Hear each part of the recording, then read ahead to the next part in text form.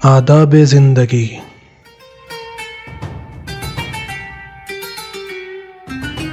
آداب خانہ داری، سفر کے احکام، لباس کے آداب اور بھی دیگر آداب جاننے کے لیے دیکھیے تہذیب الاسلام۔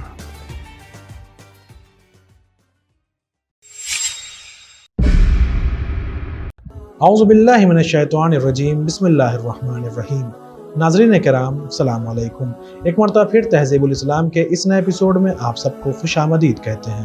پچھلے ایپیسوڈ میں مفلسوں، کمزوروں، مظلوموں، مصیبت زدوں کے حقوق اور ان کے ساتھ برتاؤ کے آداب کے بارے میں جانا تھا۔ اسی گفتگو کو آگے بڑھاتے ہوئے آج مزید معلومات حاصل کریں گے۔ حضرت رسول خدا صلی اللہ علیہ وآلہ وسلم نے فرمایا کہ جو شخص کسی مسلمان کے منہ پر تماچا مارے تو سوائے اس صورت کے کہ وہ توبہ کرے، خدا تعالیٰ قیامت کے دن اس کو اس صورت سے محشور کرے گا کہ اس کی ہڈی سے ہڈی جدا ہوگی، گردن میں ایک طوق پڑا ہوگا، دونوں ہاتھ بھی طوق میں پھنسے ہوں گے اور جہنم میں بھیج دیا جائے گا۔ دوسری معتبر حدیث میں فرمایا کہ مومن کو گالی دینا گناہ کبیرہ ہے، مومن سے لڑنا کفر ہے اور اس کی غیبت کرنا خدا کی نافرمانی ہے۔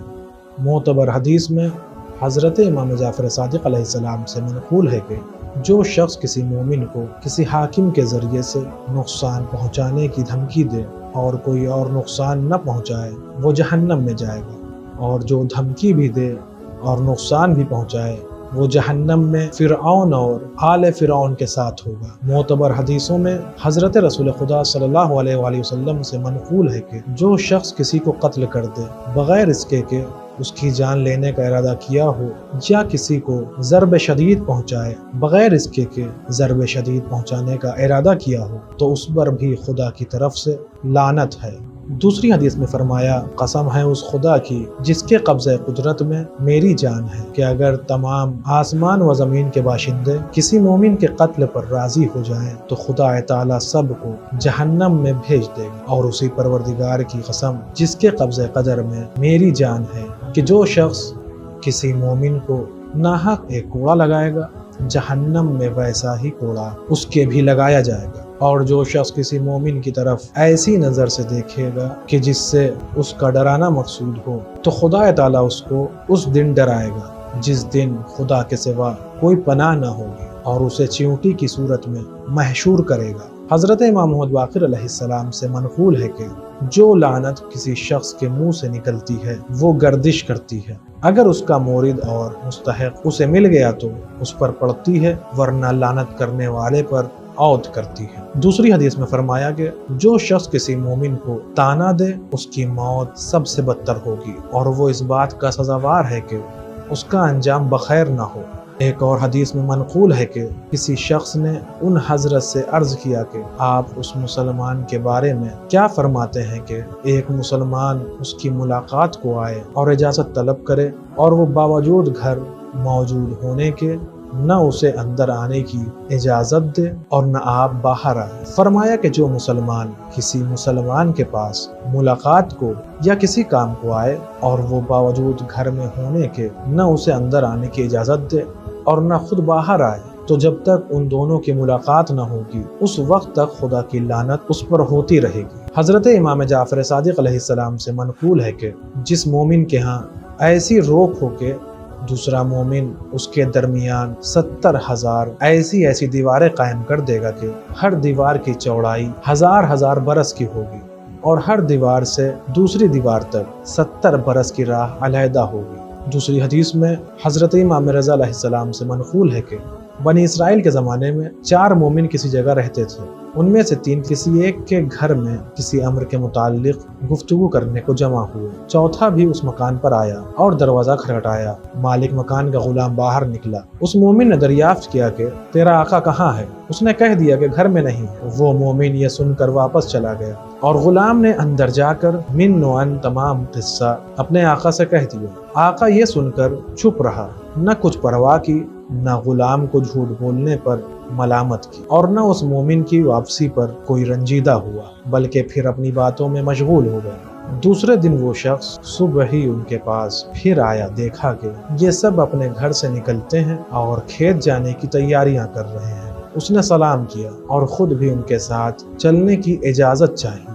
उन्होंने जवाब सलाम भी दिया, इजाज़त भी दी, मगर जो वाक़या पहले दिन गुजर चुका था उसका किसी ने भी उज़्र न किया, क्योंकि वो मर्द मोमिन तंगदस्त और परेशान हाल था। रास्ते में यकायक एक अब्र ज़ाहिर हुआ और वो सब इस गुमान से कि मींह आने वाला है तेज तेज चले, मगर जैसे ही अब्र उनके सरों पर आया, एक मुनादी ने आसमान की तरफ से निदा की कि ऐ आग, इन तीनों को ले ले, मैं जिब्राइल हूँ जो खुदावंद की तरफ से तुझको हुक्म देता हूँ। फौरन आग नमूदार हुई और इन तीनों को खाके सियाह कर दिया और वो मर्द मुफलिस खौफजदा, हैरान और परेशान रह गया। वहाँ से शहर की तरफ पलटा और हजरत यूशा की खिदमत में हाजिर होकर तमाम माजरा बयान किया। हजरत ने फरमाया कि परवरदिगार आलम बावजूद उसके कि उनके ईमान से राजी था, तेरे साथ इस तरह मामला करने के सबब उन पर गजबनाक हुआ। हजरत की ज़बानी ये किस्सा सुनकर उसने अर्ज की कि मैं उनकी खता माफ़ करता हूँ और उनके जुर्म से दरगुजर करता हूँ। हजरत ने फरमाया कि अगर माफ़ी नुज़ूल अज़ाब से पहले हो जाती तो मुफीद होती, अब क्या फ़ायदा।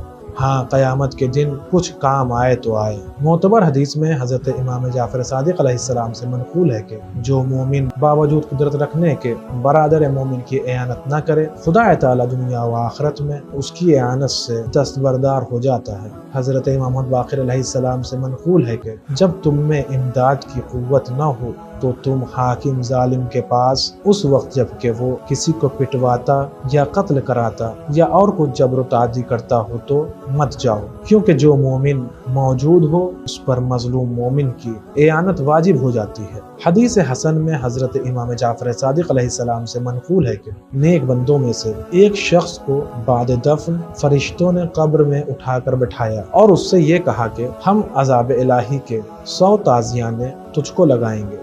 ये सुनकर उस बेचारे के होश उड़ गए। कहने लगा, मुझ में 100 ताज़ियाने सहने की क़ुव्वत कहाँ। खैर, उन्होंने एक कम कर दिया। अलहासिल वो उज़्र करता जाता था और वो कम करते जाते थे, यहाँ तक कि 20 ताज़ियानों तक नौबत आ गई। तब भी उसने यही कहा कि मुझ में क़ुव्वत नहीं। आखिरकार फरिश्ते बोले कि एक ताज़ियाना लगना तो ज़रूरी ही है। उसने दरियाफ्त किया कि आखिर ये ताज़ियाने क्यों मारते हो। उन्होंने कहा, इस सबब से कि फला दिन तूने नमाज बेवुजू पढ़ी थी और फला मौके पर तू एक कमज़ोर मोमिन के पास से होकर गुजरा था जिस पर जुल्म हो रहा था और तूने उसकी इमदाद न की थी।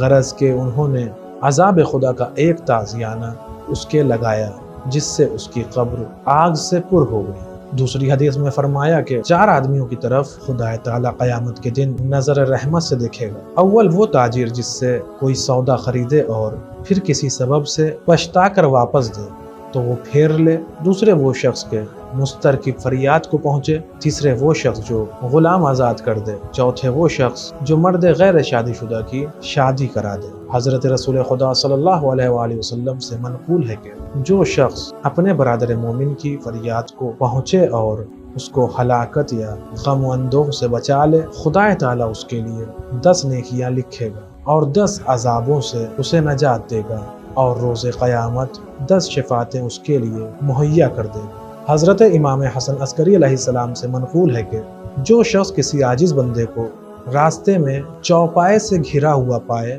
और जिस हाल में के उसका कोई फरियाद रस न हो, ये उसकी फरियाद रसी करे, अपने चौपाए पर सवार करे, उसका बोझ सब लादे तो खुदा ताला उससे खिताब फरमाता है कि तूने अपने बरादर मोमिन की इमदाद में अपने आप को बहुत कुछ तकलीफ दी और अपनी बेसात से बढ़कर कोशिश की। मैं तेरे लिए चंद फरिश्ते मुकर्रर करता हूँ जिनकी तादाद उन सब आदमियों से ज़्यादा है जो इब्तिदाए दुनिया से मुंतहाए दुनिया तक पैदा हुए या होंगे, और उनमें से हर एक की क़ुव्वत इतनी है कि तमाम आसमानों और ज़मीनों का उठा लेना उसके नज़दीक कोई बात नहीं कि तेरे लिए बहिश्त में महल और मकानात तामीर करे और तेरे दर्जे बुलंद करते रहे ताकि तू जिस वक्त बहिश्त में पहुँचे तू बहिश्त के बादशाहों में शुमार किया जाए। और जो शख्स किसी मजलूम से जालिम के ज़रर को दफ़ा करे, जो उसके बदन या माल को पहुँचाना चाहता हूँ, تو خدا تعالیٰ اس کی تمام باتوں کے حروف کی گنتی کے برابر اور اس کے تمام حرکات و سکنات کی گنتی کے برابر اور جتنی دیر اسے لگے اس دیر کی تعداد کے مطابق لاکھ لاکھ فرشتے پیدا کرے گا کہ وہ ان شیطانوں کو دفع کرتے رہیں جو اس شخص کی گمراہی کا ارادہ کرتے ہیں، اور ہر چھوٹے سے ضرر کے مقابلے میں جو اس نے دفع کیا ہوگا بہشت میں اس کو لاکھ خدمتگار اور لاکھ حوریں عطا کی جائیں گی۔ وہ سب اس کی خدمت میں عزت کریں گے اور یہ کہیں گے کہ تو نے اپنے برادر مومن کا مالی یا جسمانی ضرر دفع کیا تھا، ہم اس کا معاوضہ ہیں۔ آج کے اس ایپیسوڈ میں بس اتنا ہی، انشاءاللہ اگلے ایپیسوڈ میں پھر ملاقات ہوگی۔ تب تک کے لیے شکریہ، خدا حافظ۔ سدرة المنتهى